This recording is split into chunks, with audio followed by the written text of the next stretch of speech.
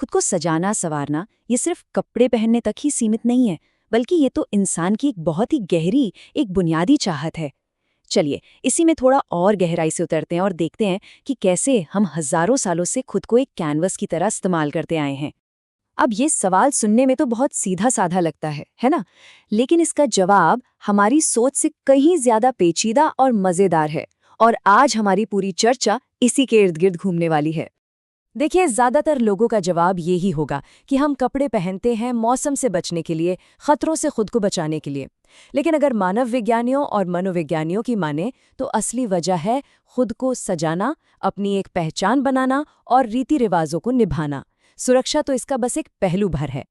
तो चलिए अब इतिहास के उस दौर में चलते हैं जब खूबसूरत दिखने की चाहत इतनी ज्यादा बढ़ गई कि आराम और सुविधा जैसी बातें पीछे छूट गईं। तो सबसे जरूरी बात यह है कि ये कोई आज की बात नहीं है। जैसा कि ये कथन साफ साफ बताता है, खूबसूरती के लिए तकलीफ सहना तो एक ऐतिहासिक चलन रहा है। अब जरा इन जूतों को देखिए। ये पुलिन जूते सिर्फ जूते नहीं थे, ये तो स्टेटस सिंबल थे। मतलब जूते का पंजा जितना लंबा, पहनने वाला उतना ही बड़ा और अमीर आदमी माना जाता था। अब चलने में कितनी भी दिक्कत क्यों न हो, पर शान में कोई कमी नहीं होनी चाहिए थी। और फिर आया कॉर्सेट का दौर। विक्टोरियन जमाने में एक खास तरह के फिगर को खूबसूरती का पैमाना माना जाता था, और उसे हासिल करने के लिए औरतें ये बेहद तंग कपड़ा पहनती थीं, भले ही इससे उनकी पसलियों पर जबरदस्त दबाव पड़े और सांस लेना तक दूभर हो जाए। और ये तो वाकई कमाल है। ये दिखाता है कि फैशन में कितनी ताकत हो सकती है।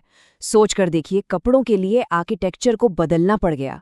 पैनियर की वजह से स्कर्ट इतने चौड़े हो जाती थी कि औरतों के गुजरने के लिए दरवाजों को भी चौड़ा करना पड़ता था।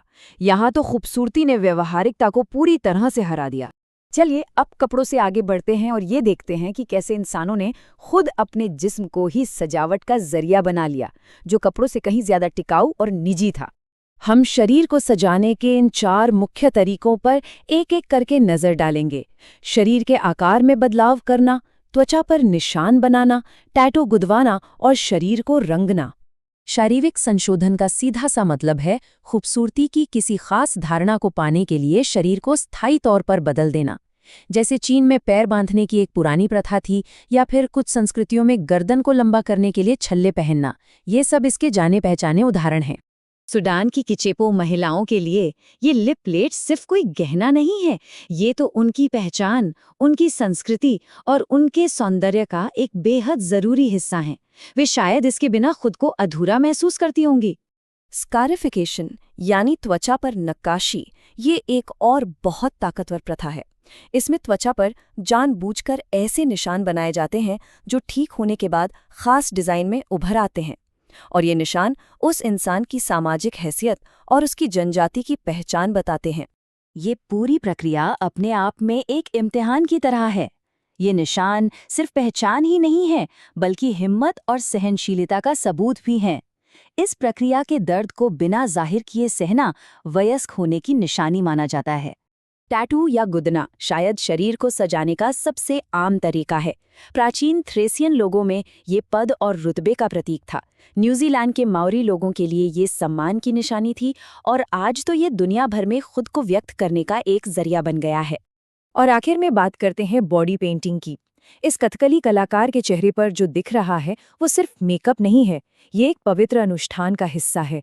पुराने ज़माने के इन रीति रिवाजों से लेकर आज की अरबों खरबों डॉलर की कॉस्मेटिक्स इंडस्ट्री तक शरीर को रंगने की इच्छा हमेशा से मौजूद रही है।